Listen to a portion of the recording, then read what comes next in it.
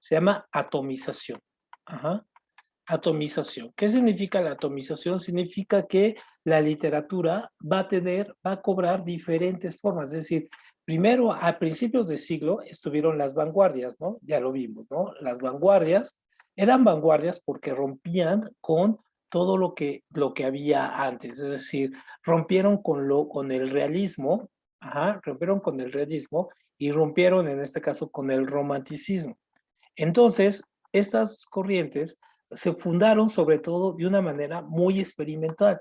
Una de ellas que nos tocó directamente aquí en América Latina, digamos que es la primera gran corriente literaria que surge en América Latina entre finales del siglo XIX y principios del siglo XX, es el modernismo.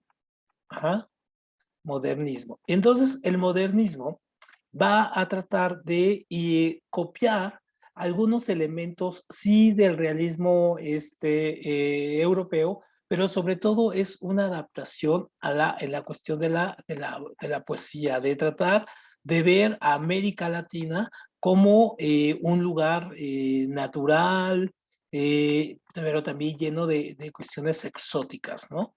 Entonces, tratan de ver a estas cuestiones de América Latina que no habían sido exploradas, sino que la literatura anterior era como se llamaba literatura costumbrista. Entonces, no había una literatura meramente latinoamericana. La costumbrista era de un apéndice del realismo. Entonces, el modernismo estuvo encabezado por, ojo, esta es pregunta de examen, ajá, Rubén Darío. Él es nicaragüense, ¿no? Él es nicaragüense y un mexicano, en este caso que se llama Amado Nervo. Ujú. Entonces, estos dos escritores, este de Nicaragua y este mexicano, son los que encabezan, y ojo, porque esta es otra pregunta del examen, tienen dos símbolos con los cuales toda su poesía, en todos sus poemas, estas dos palabras siempre aparecen, ¿no? Ojo, muy importante, es la palabra azul, ajá, y la palabra cisne. Ajá, entonces estas dos palabras siempre aparecen dentro de sus poemas. ¿Por qué? Bueno, ¿por qué representan estas dos? Por un lado, el azul representa todo esto, todo lo exótico y lo natural de América Latina, es decir, los paisajes, sus tierras, sus costumbres, su comida, la gente, el idioma, ¿no? Todo esto que no era tomado tan en cuenta, porque la literatura casi siempre era más de Europa, y entonces se dan cuenta de que pues, aquí está lleno de belleza, ¿no? Y más la poesía lo puede transmitir, y no es una poesía romántica de amor, ni tampoco de sufrimiento o realista. No, no, no, es mucho alabar esta naturaleza y estos lugares naturales de América, ¿no? Entonces es muy importante. Amado Nervo también se le conoce porque tiene un poema que se llama Tórcele el cuello al ganso, porque, al cisne, perdón, ¿por qué es esto? ¿No? Es decir, tratar de, el cisne representa la poesía europea y la poesía que viene importada, como es la poesía de Baudelaire, el simbolismo, ¿no? Tan terrible, o algunas de las vanguardias. Entonces, el cisne representa esa poesía que ya está superada para ellos, ¿no? Y que hay que encontrarla. Entonces, por eso hay que acabarla, ¿no? Hay que acabar ese, y siempre se están refiriendo al cisne como esa poesía que ellos ya consideran obsoleta, ¿no? Entonces, ojo, porque esta es una pregunta clásica, ¿no? Modernismo, entonces, es esta parte es fundada en América y va a tener argumentario llamado Nervo como sus grandes líderes, y son estos que encabezan el movimiento, ¿no? Entonces, eso es muy, muy importante. Déjenme ponerle aquí. Muy bien. Entonces, ahora, en América Latina, ajá, y en el mundo, van a ir surgiendo movimientos que no necesariamente se corresponden y van a tener diferentes estadios. Entonces, por ejemplo, aquí en el mundo, por ejemplo, a principios del siglo XX, va a surgir el fenómeno de la novela negra, ¿no?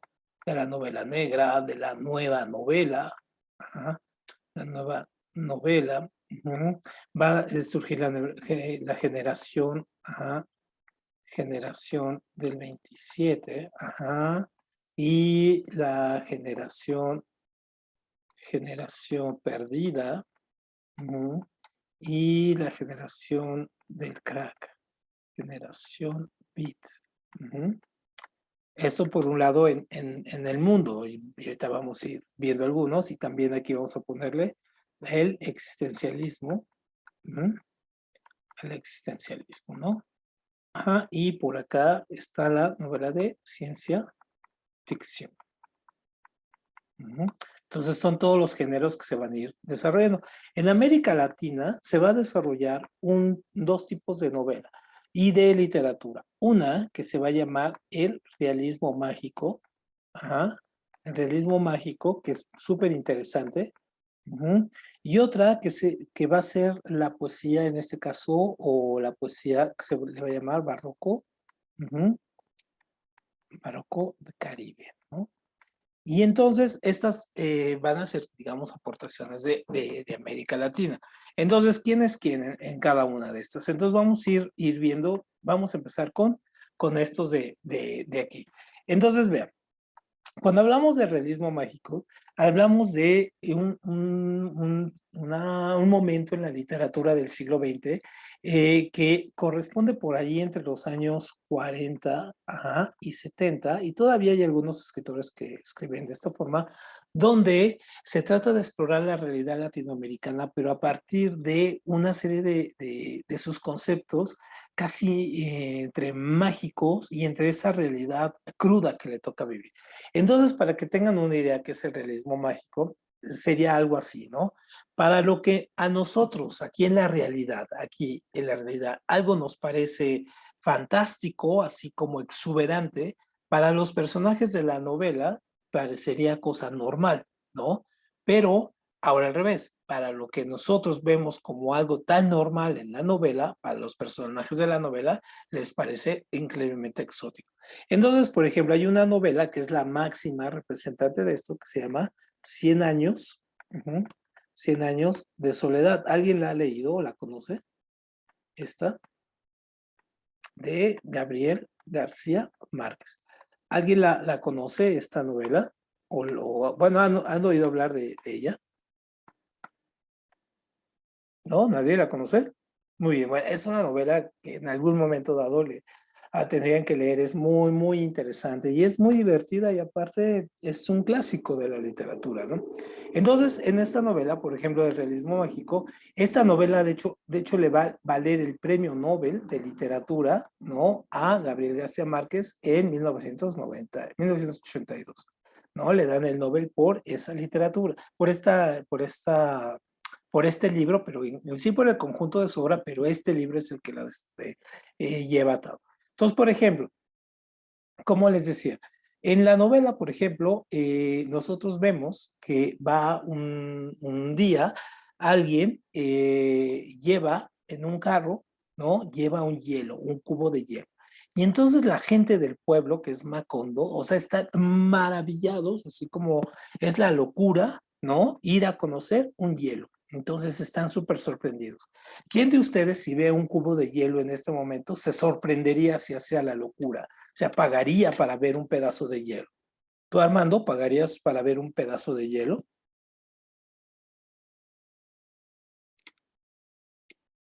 ¿O tú, Alondra, o Luis, Emma? Yo creo que nadie, ¿no? Pagaría por ver un pedazo de hielo. Entonces, esto es una parte, pero ahora viene la segunda parte. Ahora, también en la novela hay una escena donde hay una mujer que se llama Remedios la Bella.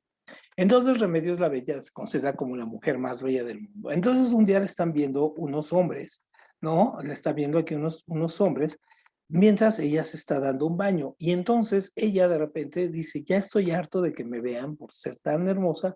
Y entonces ella sale volando del baño y se va hacia al cielo y ahí se queda, ¿no? Entonces, y para ellos así como dicen, ya se fue Remedios la Bella, entonces ya se van. no les sorprende ni nada, simplemente se van. Ahora, imagínense ustedes que de repente ven que alguien sale volando de su casa, ¿no? O atraviesa por su ventana y se va, pues obviamente los volvería locos, ¿no? Entonces, obviamente, esto este es el realismo mágico. Todo lo que para nosotros es normal, para los personajes de la novela es impactante. Para lo que ellos es impactante, para nosotros es normal. Entonces, obviamente, ese tipo de escritura se va a poner muy de moda en América Latina. Y les digo que a la fecha todavía hay algunos escritores que trabajan esto. Entonces, ¿quiénes son los más importantes en este caso? Entonces decíamos, por un lado, del realismo mágico, por un lado tenemos a García Márquez, a García Márquez, que pues gana el Nobel, ojo, aquí le voy a poner con amarillo, ganó el premio Nobel en, en 1982. Otro escritor que va a ser muy importante y que es peruano, pero luego se nacionalizó español, es en este caso Vargas Llosa, Mario Vargas Llosa, y que también ganó el Nobel, y lo ganó hace poco, es decir, no tiene mucho que murió. Él ya se murió, ¿no? García Márquez murió hace poco, Vargas Llosa sigue vivo. Entonces, él también escribe varias novelas, entre ellas tiene una novela muy importante que se llama Conversaciones en la Catedral, conversaciones con perdón, el elogio a la madrastra, la fiesta del chivo, ¿no? La ciudad y los perros. Entonces tiene muchas novelas que también exploran esta cuestión. Otro autor que es más cosmopolita, pero que explora poco el realismo mágico, pero entra dentro de esto que también se le conoció, ojo muy importante, también a este nombre se le conoció como el boom, ¿no? El boom, el boom latinoamericano. ¿Por qué? ¿Por qué se le conoció esto? Pues porque era la primera vez que los autores latinoamericanos así resurgían, ¿no? O sea, más bien surgían en el universo editorial, se compraban sus libros de manera masiva, eran invitados a fiestas, ganaban premios, en fin, ¿no? Entonces, del boom fue muy importante. Entonces, otro muy importante, que es mexicano, es en este caso Carlos Fuentes, ¿no? Carlos Fuentes. Entonces, Carlos Fuentes, él no ganó el Nobel, no estuvo a punto, pero no lo ganó. Y él fue un escritor mexicano muy importante, hasta murió hace algunos pocos años, ¿no? También. Y fue sobre todo un gran ideólogo y tiene una novela que se llama La región más transparente, ¿no? Y de ahí es que a la Ciudad de México le decían la ciudad más transparente del aire, porque se pensaba que era así, ¿no? Cuando en realidad, pues no es la ciudad más transparente del aire o la contaminación, pero en la época que él escribe, en los años 50, pues sí, ¿no? Sí se consideraba así. Entonces, bueno, Carlos Fuentes es otro gran escritor del realismo mágico. Y otro muy importante que también he visto que se los preguntan en el examen es, en este caso, Juan Rulfo. Y entonces, Juan Rulfo, que también ya murió, él escribió un libro fundamental para la historia de la literatura latinoamericana, que es en este caso Pedro Páramo, Pedro Páramo, y de alguna manera, y un libro de cuentos que se llama El Diano en Llamas. Pero de alguna manera este libro es como el libro inaugural, ¿no? De esta corriente, digamos que es como el libro que va a inaugurar el tipo de corriente y después los demás escritores lo van a imitar. Hay otra escritora, una escritora aquí también es importante, que es Elena Garro. Elena Garro, ella escribe un libro muy importante también, casi a la misma época que Pedro Páramo, que se llama Los recuerdos del porvenir. Los recuerdos del porvenir. Y entonces, este libro también está ubicado en la época de la Revolución, pero tiene todos estos ingredientes de lo mágico, de lo fantástico, pero también de la crudeza, ¿no?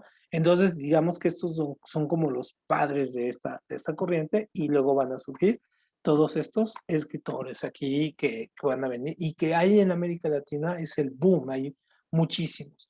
Uno de ellos que no entra dentro del realismo mágico es en este caso Vargas Llosa, es Julio Cortázar, ¿no? Y a Julio Cortázar tiene un libro básico que se llama Rayuela, que vamos a ponerlo, ¿no? Julio Cortázar. y que se acerca mucho a los estándares del realismo mágico, sin serlo. Él se consideraba más francés, de hecho vivía entre Francia y Ginebra, y entre París y Ginebra, y entonces él se consideraba más cercano al europeo que al latino, pero también entra dentro de este boom de escritores latinoamericanos. Muy bien, y tampoco gana, también siempre estuvo muy mencionado como ganar el Nobel, no lo gana. Muy bien, ¿alguna duda con estos o qué escritores conocen ustedes de todos estos que mencionamos?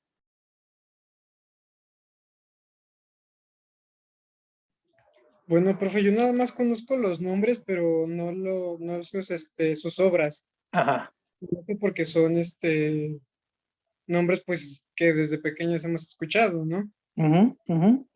Que es Carlos Fuentes, Juan Rulfo. Exactamente. Sí, son escritores que uno va escuchando, ¿no? Alrededor de los años de la escuela y que van quedando ahí en el imaginario. Incluso Carlos Fuentes hace no mucho tuvo una polémica aquí en México porque tiene un libro que es un libro chiquito, les gustaría mucho, que se llama Aura. Y es un libro que trata sobre un fantasma, ¿no? No se los voy a echar a perder, pero habla sobre un fantasma.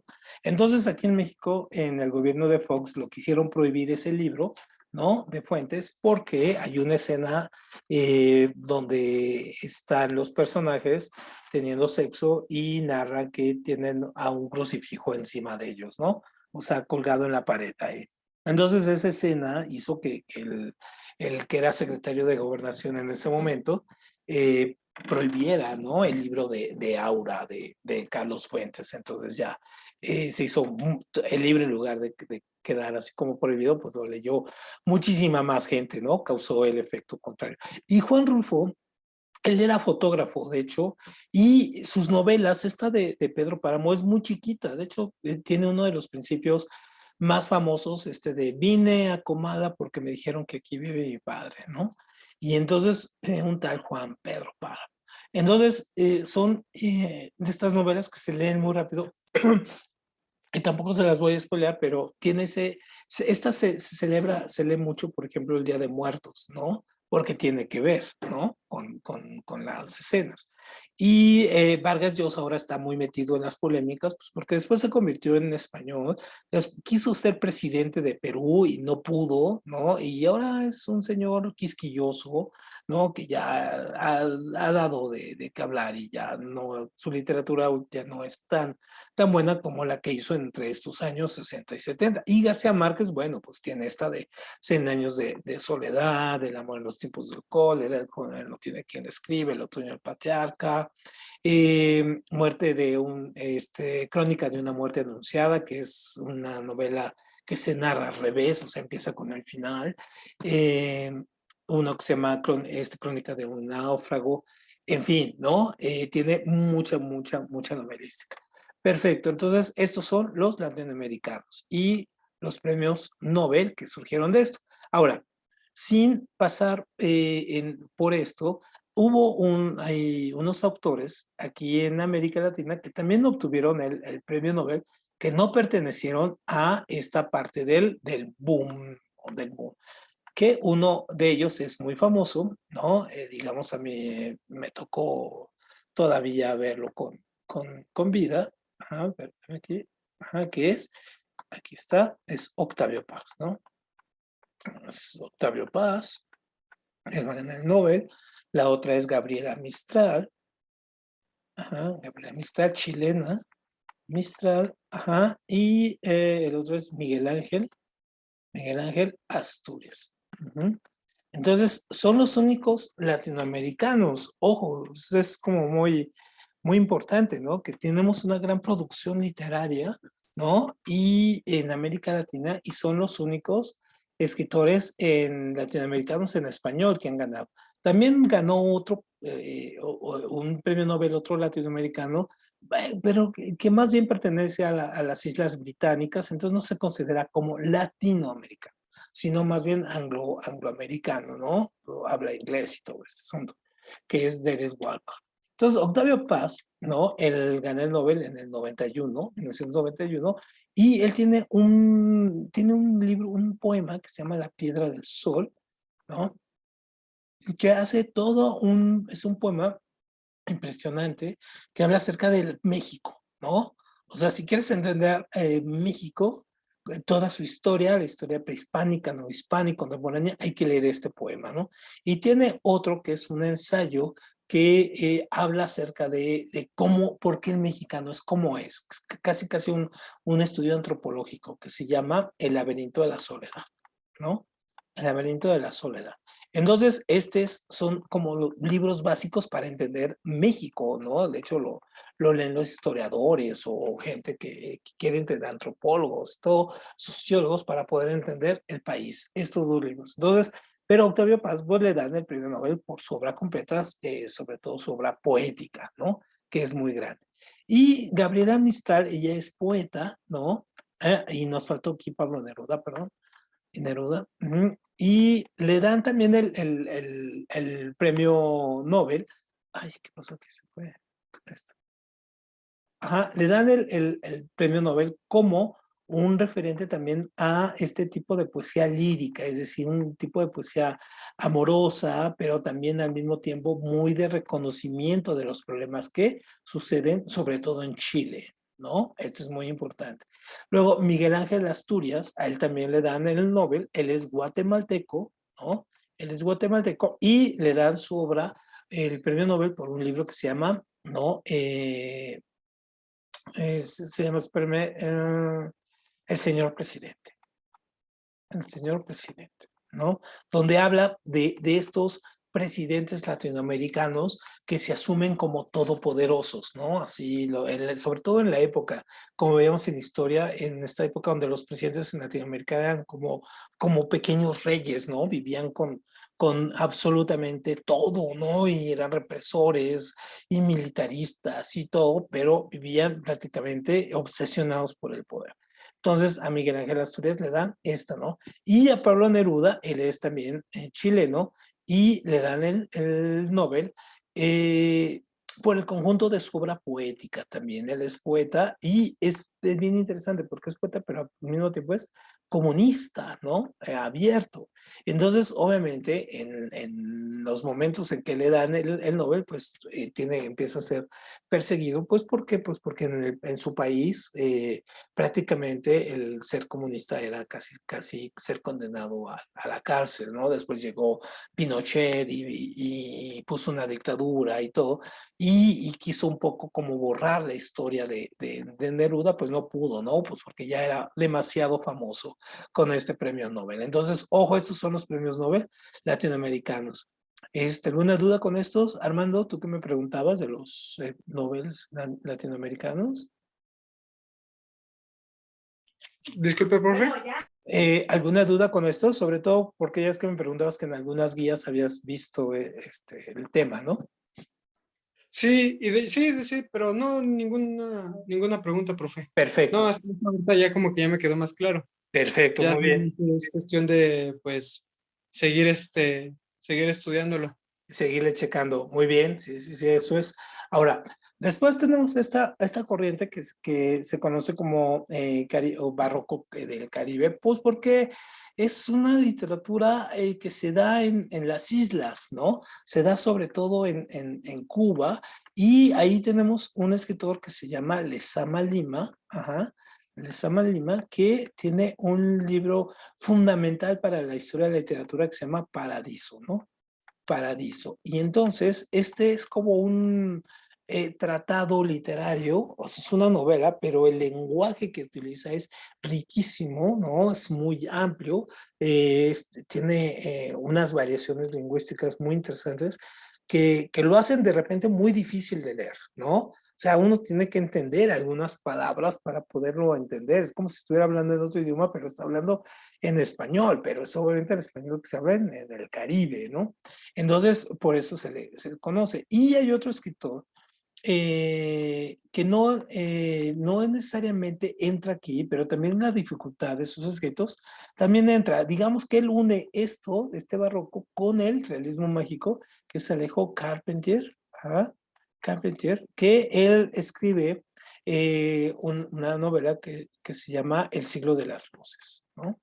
Que es una novela que habla sobre los piratas. Si ustedes han visto estas de Johnny Depp, del los Piratas del Caribe y todo, bueno, esta novela se va por arriba, ¿no? Es decir, la supera por mucho, porque es una novela que habla sobre la piratería en el Caribe, que existió, cómo se daba y sobre todo el tráfico de esclavos con la cuestión de la Revolución Francesa que se daba y cómo llegaban los esclavos, en fin, ¿no?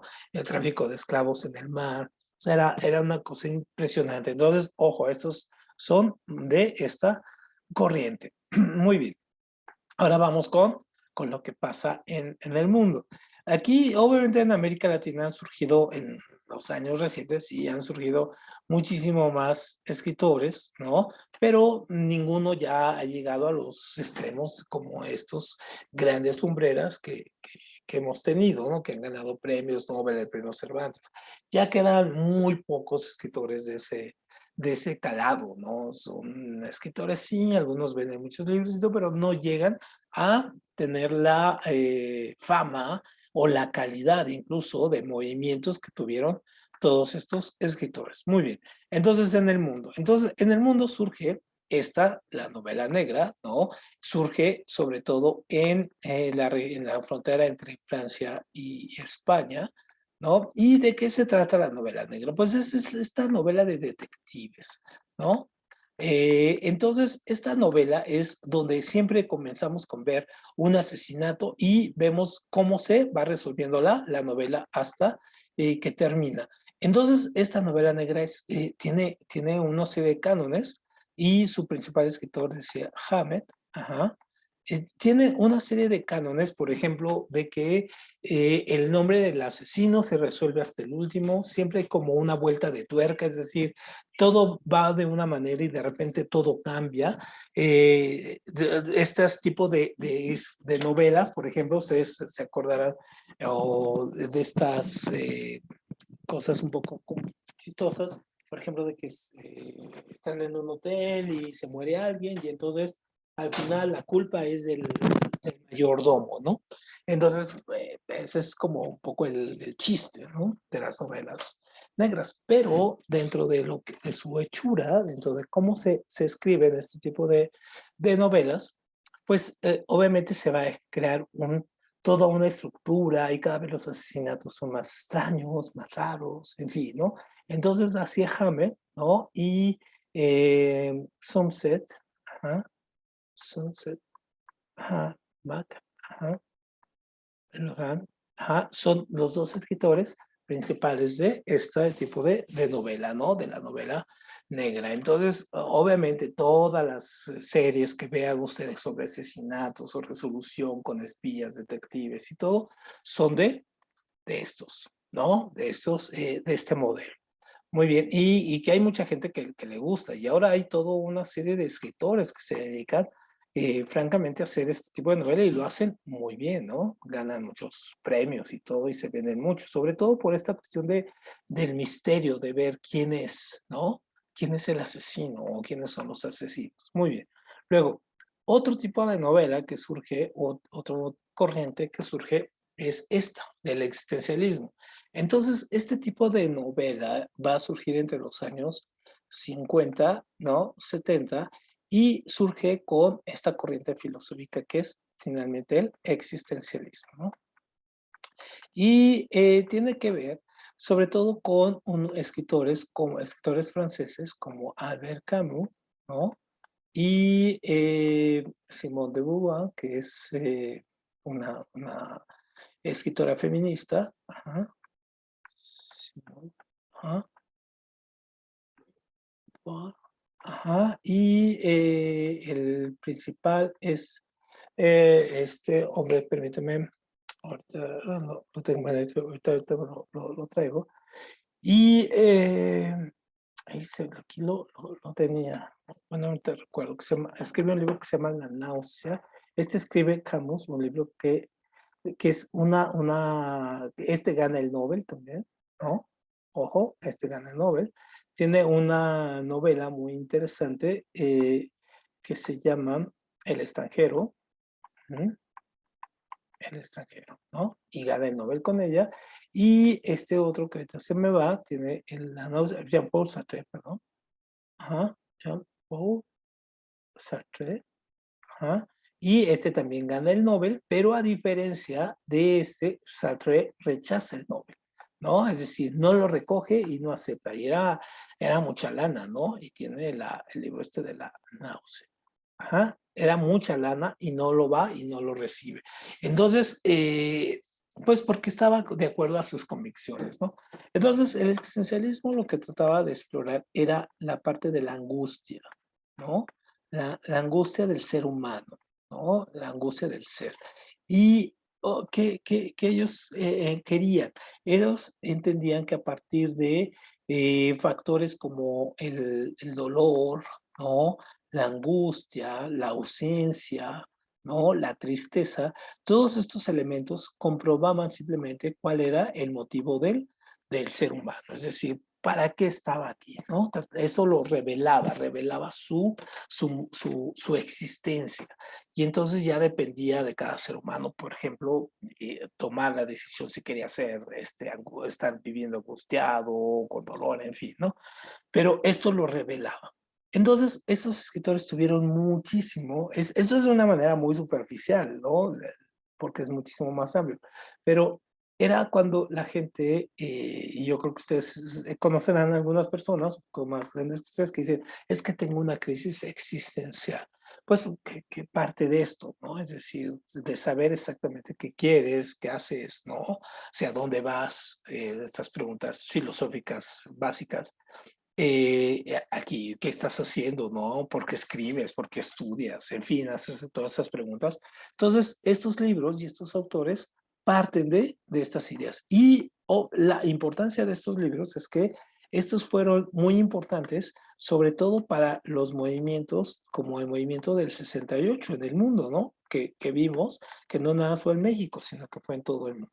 Entonces, por ejemplo, este tipo de escritura convocó a muchos estudiantes, filósofos, gente común, a que los leían a levantarse, a pelear, decían es que no hay nada que perder, la lucha hay que hacerla, hay que cambiar el sistema, hay que cambiar el régimen, en fin, ¿no? Entonces, estos escritores tuvieron mucha importancia a nivel político, ¿no? En todo el mundo. Aunque eran franceses, pues llegaron a todo el mundo, o sea que sí, y sus novelas son difíciles de leer, pero ya cuando uno las entiende, pues son bastante divertidas. Hay algunos escritores que están en la misma corriente, por ejemplo, que hacían teatro, por ejemplo, Ionesco, ajá, que él tiene un libro que se llama El rinoceronte, ajá, y otro escritor que es súper amargado, que es em, ahorita me acuerdo que se llama el inconveniente de haber nacido, ¿no? De haber nacido. Se llama Cioran, ¿no? Entonces, por ejemplo, estos son muy diferentes entre sí y todavía seguimos aquí en el existencialismo, que tienen esta cuestión existencialista. Por ejemplo, Ionesco, en este libro del rinoceronte, es una obra de teatro que habla acerca de un poco lo que nos pasó en la pandemia, de lo absurdo de la pandemia, ¿no? Eh, Acerca de la cuestión de cómo un día en una comunidad de rinocerontes, un día un rinoceronte amanece sin cuerno, ¿no? Y todos los demás, ¿cómo ese amaneció sin cuerno? Luego al otro día otro ya tampoco tiene cuerno, ¿no? Y así, conforme va pasando el tiempo, a todos los rinocerontes se les va cayendo el cuerno hasta que solamente un rinoceronte queda con cuerno. Y entonces ahora del que se burlan es del que tiene el cuerno, ¿no? Entonces es un poco ese tipo de absurdo. Cuando empezó el COVID, así, nos reíamos de los que les daba COVID. Después de que a todos nos dio COVID, ahora nos reímos del que no le dio el COVID, ¿no? Es un poco como lo que pasa, entonces es absurdo. También otra obra que se llama Esperando a Godot, por ejemplo, de este autor Beckett, donde Samuel Beckett, que vamos a poner, Beckett, Esperando a Godot, donde nosotros vemos una obra de teatro donde hay un personaje que está esperando a otro personaje que se llama Godot, pero que nunca llega, ¿no? Y que nunca sabes quién es finalmente, pero toda la obra de teatro transcurre en esa espera, ¿no? En lo que llega a este personaje que al final nunca llega, ¿no? Entonces es un poco este tipo de cuestión existencialista, ¿no? Muy bien. Entonces, ¿alguna duda con este tipo de novela existencialista que es muy interesante? ¿Nunca han tenido ustedes crisis existenciales, por ejemplo? Sí, profe. Sí, ¿en qué edad la tuviste la primera crisis existencial? Ay, no me acuerdo, pero de la que sí me acuerdo ahorita es de esto de la pandemia. Esta creo que ha sido como que la más fuerte porque pues de repente ya no salir, ya para nada, o sea, literal, casi ni a la tienda salir, ¿no? Entonces, Sí, es, es medio extraño, ¿no? sí fue terrible, ¿no? Esto de que de repente el mundo como casi se acabara y ya no podía uno ni salir ni nada, o sea, sí fue terrible, ¿no? Sobre todo para Y ustedes, por ejemplo, esto de ponerse a tomar clases en en línea, línea. ¿no? Y ya no ver a sus Más que nada compañeros. que había profesores, o más bien casi todos los profesores no estaban capacitados para Claro, dar las clases virtualmente. claro. Entonces, eso también, entre que no estábamos acostumbrados y pues al estar aquí en la comodidad del hogar, Ujú, pues no se siente lo mismo que en la escuela, ¿no? Estamos acostumbrados de que estamos en la casa, hay que relajarnos, no tenemos problemas, este, hacemos nuestras cosas a la hora que queramos, ¿no? Y de exacto. repente pues, tienes que empezar tomar clases en línea. Ujú, En lo particular fue como muy extraño porque a veces me quedaba dormido, me ujú, relajaba mucho. A veces no lo entendía porque sentía que iba muy rápido el profesor ujú, ujú. y entonces fue como que muy extraño, ¿no? La forma en la que interactuábamos alumnos con profesores, profesores alumnos. Incluso los recursos, ¿no? Que yo, muchos de los profes que conocía, colegas, digamos, ponían su cámara y ponían un pizarrón atrás y trabajaban con un pizarrón atrás. Ajá. Y bien, o sea, es que tuvimos que ir aprendiendo todos, ¿no? Pero tristemente no todos los profesores tuvieron esos recursos, ¿no? Ujú, O no tuvieron esa como visión de ujú, querer hacerlo o de hacerlo. ujú. Ajá. Entonces también eso afecta mucho en ese Sí, sentido. sí, sí, sí. De hecho, ahorita ahí, el fin de semana leí un artículo ahí en el New York Times acerca de esta ola de depresión que viene ahora post-COVID, ¿no? O sea, ya acabó el COVID. Sí, Ahorita está sí. lo de la guerra, pero viene esta etapa de depresión, sobre todo en gente de su edad, entre los 13, los 18 años, 20 años. Entre Y esto, la inseguridad, sí, este, exactamente.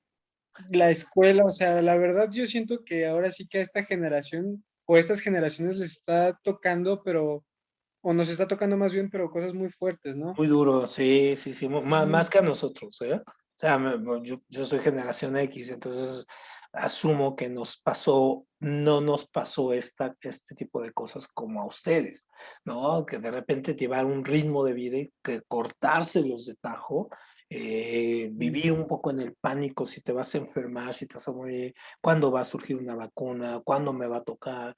O sea, sí, claro que sí es impactante, ¿no? Y vivir con un sí, poco de sí. incertidumbre y si me muero y no me muero, y si se muere mi papá, o si se muere, o sea, todo eso es Sí, sí, sí, todo ese miedo, toda ujú, esa preocupación que se va sintiendo, sí, pues trata uno de calmarse o de mantenerlo como a raya, pero independientemente de eso te sí, afecta muchísimo, ¿no? no, Hay creo que sí, ajá, y de hecho a mí en lo particular cuando me vacunaron la primera vez, me dio una reacción muy, muy fuerte. A mí y a mi mamá nos dio una reacción muy, muy fuerte.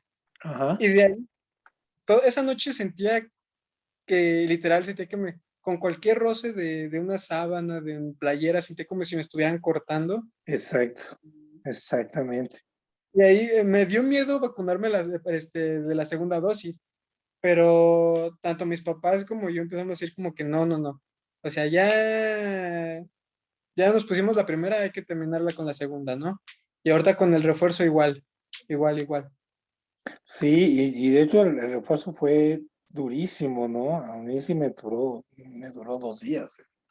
El No, refuerzo sí me tiró lo único durísimo. que me afectó fue la primera y ya. De la segunda y esta tercera no, no Ujú. tuve. Sí, estuvo fuerte. Pues sí, Sí, ojalá, pues, ojalá ya vamos saliendo, pero pues, ojalá no pasemos por otra pandemia como esta, ¿no? Sí estuvo terrible esto. pues Y quién ya, sabe, porque ya ve que ahorita igual que con lo de la guerra, ¿no? ¿Cuántas veces no se ha librado una ujú, batalla, otra ujú, batalla? Y el mismo ujú. error, el mismo error. Y le cometemos los mismos errores, claro, exactamente. Exacto. No aprendemos y justamente la historia nos está enseñando cuántos Claro, errores hemos cometido y claro, no aprendemos, no claro. aprendemos. No, incluso a mí me dio mucho coraje que el día que ya prácticamente los contagios ya eran muy pocos y ya se daba por descontado que hubiera un ascenso de contagios o que si hubiera contagios, bueno, sí, pero ya no está muriendo la gente, o sea, ya no se llenan los hospitales, se contagian. O sea, a mí me pasó estos días, ¿no? Me contagié y todo, pues ya no, ni tuve que ir al hospital, ni tuve que hacer cosas, solamente estar en casa y hacer la vida y todo, pero ya no tienes que hacer tanto, ya no estás pensando que te vas a morir. Pero entonces pensábamos eso y viene la guerra, ¿no? Entonces dices, Dios, o sea, ¿cómo es posible que te pase esto y tengamos que celebrarlo con una guerra? Entonces, eso es muy entendible, que por eso estemos tan acelerados y haya tantos suicidios de chavos, como Sí. nunca se están suicidando chavos, ¿no? Nunca había habido Sí. esta cuestión. Bueno, yo nunca Y lo había visto. es lo que muchos han dicho, ¿no? Ujú. Que la depresión ha sido la pandemia silenciosa, ¿no? A lo Sí, largo de todos estos años. exactamente. Desde años atrás ha sido así. Entonces, yo de hecho ahorita estoy empezando a tomar terapia porque sí Ujú. hay ocasiones en las que me siento muy mal, Ujú. pero no fue tan fácil dar ese paso a decir, quiero ir a terapia, Exacto, ¿no? Porque exacto. estás en Ujú. que sientes que no lo necesitas, sientes que vas a estar Ujú. bien, o dices, no, es que eso no es para mí, es para gente que está muy mal, ¿no? Que de verdad siente que... Ajá. Y esas cosas sí no. O sea, como le digo, o sea, con esto de la inseguridad, la Ujú. pandemia, esto de la guerra, ¿no? Ujú. Bueno, la escuela, ¿no? La preocupación, por ejemplo, ahorita mía de si voy a entrar o no voy a entrar a la Ujú. escuela. Ujú. Ajá. O sea, todo eso va afectando poco a poco, hasta que llega Totalmente. un punto en el que pues ya no cabe y se va desbordando, ¿no? Sí, sí, sí, sí. Y qué bueno que diste ese paso, porque finalmente, como bien dices, hay poca gente que no se atreve a darlo por considerar o tener un prejuicio sobre la terapia, ¿no? O pensar qué van a decir y todo, pero incluso cualquier persona que puede considerarse sana la debería tomar como un asunto de salud mental, ¿no? Porque puedes platicar, puedes comentar cosas que no le comentas a otra persona, más que tu terapeuta, darle un significado, entenderlo, ubicarte, o sea, claro que sí, ¿no? Y eso es muy, muy bueno lo que estás haciendo, ¿no? Sí, y en la persona creo que después de todo esto, muchos deberían tomar terapia, no porque digan es que me siento mal o no, no, sino para dejar ese como miedo a de si te vas a contagiar, si te vas a morir, Sí, si te va a pasar algo, sí, para empezar a soltar eso, sí, no porque te sientas mal, te quieras mal, no, sino nada más para no sentir tanto miedo al que te va a pasar. claro, claro, exactamente. Eso es un poco lo que hay que ir haciendo.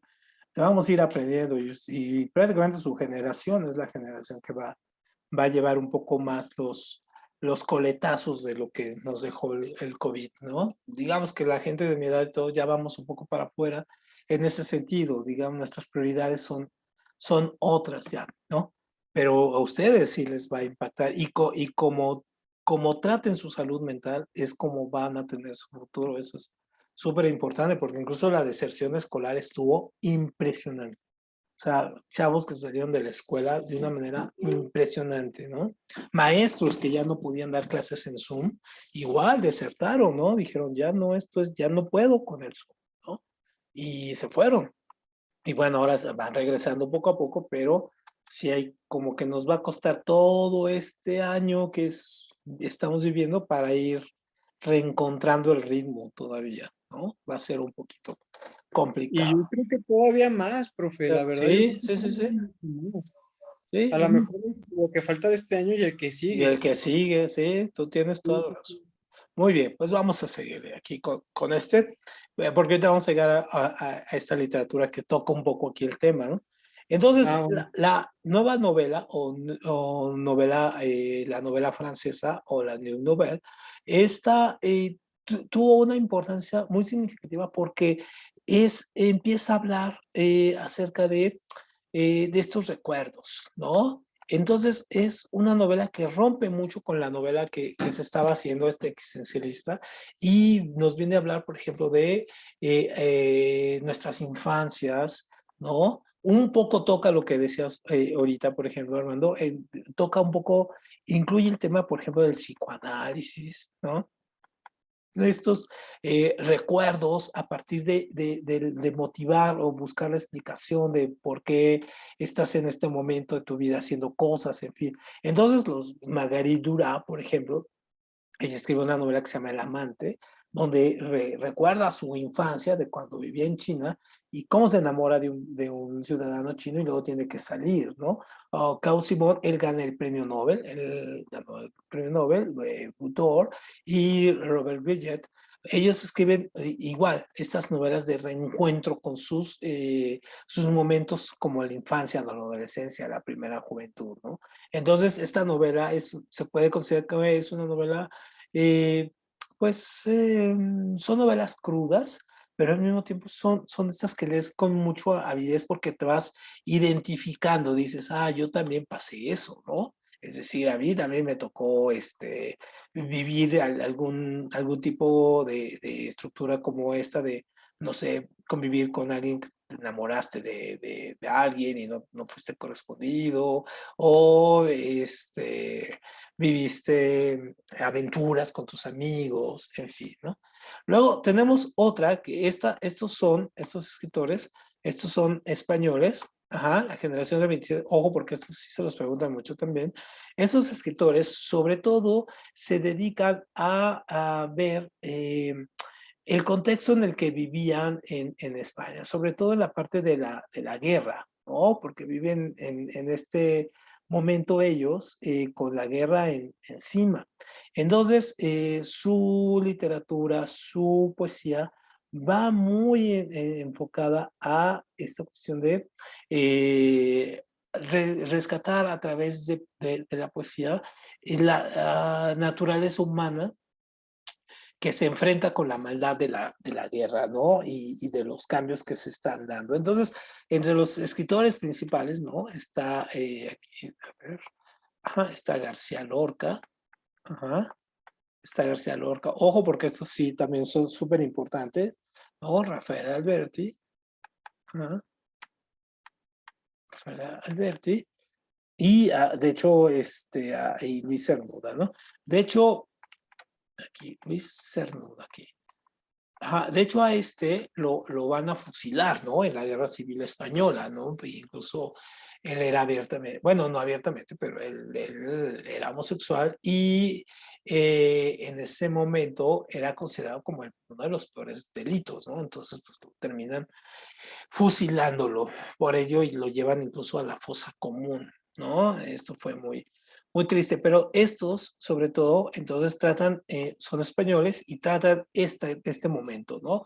Este momento en España entre la guerra civil, entre los conservadores y se puede decir también, liberales, o entre los republicanos y los monárquicos, ¿no? En España, ¿no? Entonces, el principal de ellos es García Márquez. Rafael Alberti también es muy importante, pero básicamente el que se va a llevar los honores, después incluso de muerto, va a ser García Lorca. Y ojo, porque eso sí se los preguntan mucho, ¿no?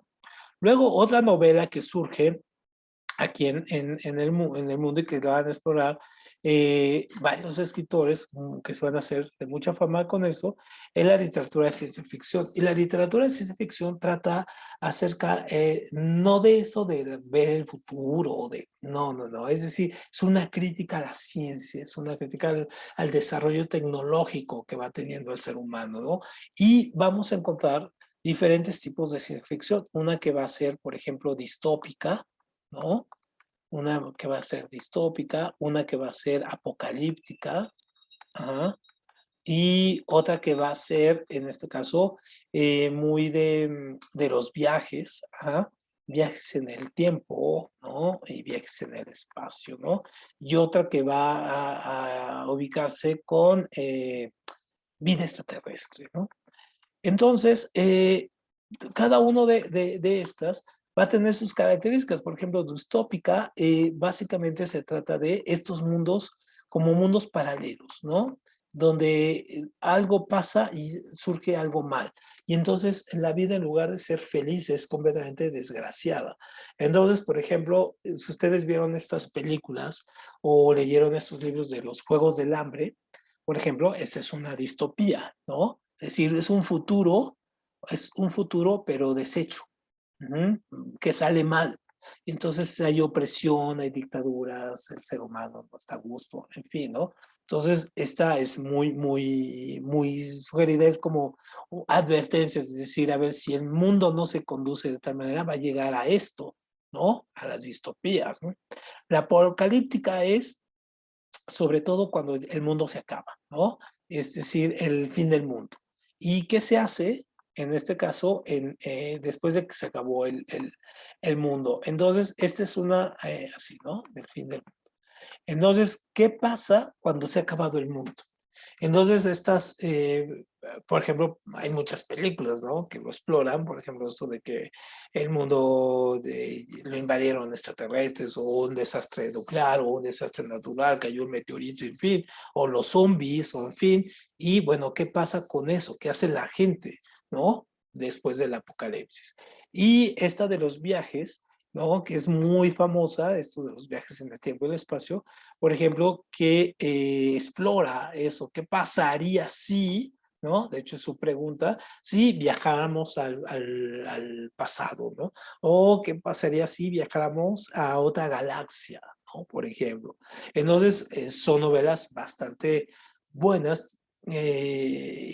Vamos a ver unos autores, pero que son sobre todo muy entretenidas, ¿no? Y estos de los encuentros con extraterrestres, donde plantean mundos con inteligencias diferentes, ¿no? Con otro tipo de seres vivos. Entonces, por ejemplo, de todos estos escritores, tenemos uno que es muy famoso, que se llama Ray Bradbury, que incluso tiene algunos cuentos, por ejemplo, uno que se llama esta del efecto mariposa, donde hacen un viaje al pasado y les dicen que hagan todo con tal de no tocar nada, ¿no? Porque si tocan algo, pues puede cambiar el futuro. Entonces viajan al pasado, alguien pisa una mariposa y luego cuando regresan al presente, el mundo que tienen ya es totalmente diferente, ¿no? Solamente por pisar una mariposa. Entonces el efecto ¿no?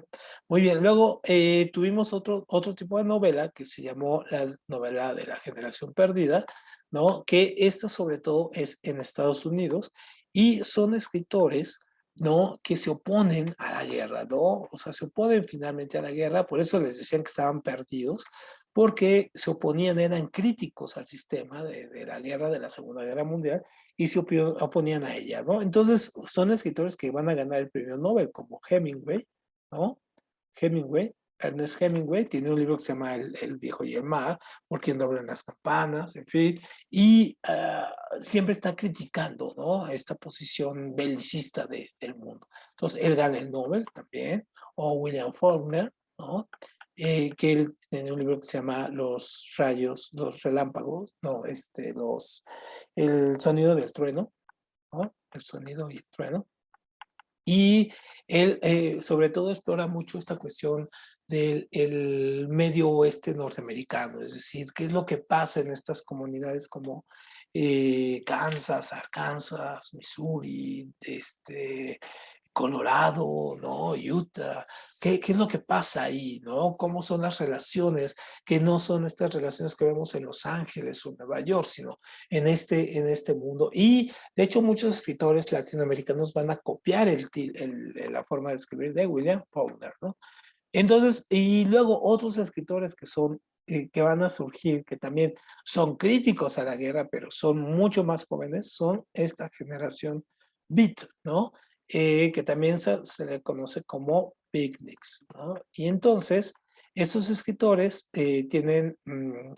se salen a viajar, viajan por el país, viajan de Nueva York a Los Ángeles, vienen a México, fuman marihuana, son muy del amor libre y todo ese asunto, y rompen el esquema de lo que va a ser la literatura y la música, por ejemplo, escuchan mucho jazz, y esos escritores van a ser prácticamente la puerta de lo que va a después ser el movimiento hippie, ¿no?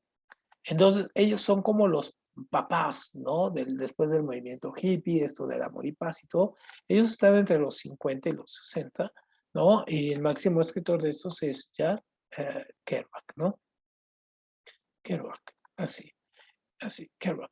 Entonces, el otro se llama Allen Ginsberg o William Burroughs, y entonces son escritores que sobre todo van a proponer esta cuestión de agarra tu motocicleta, salte y ve a buscar el mundo, ¿no? Tu felicidad.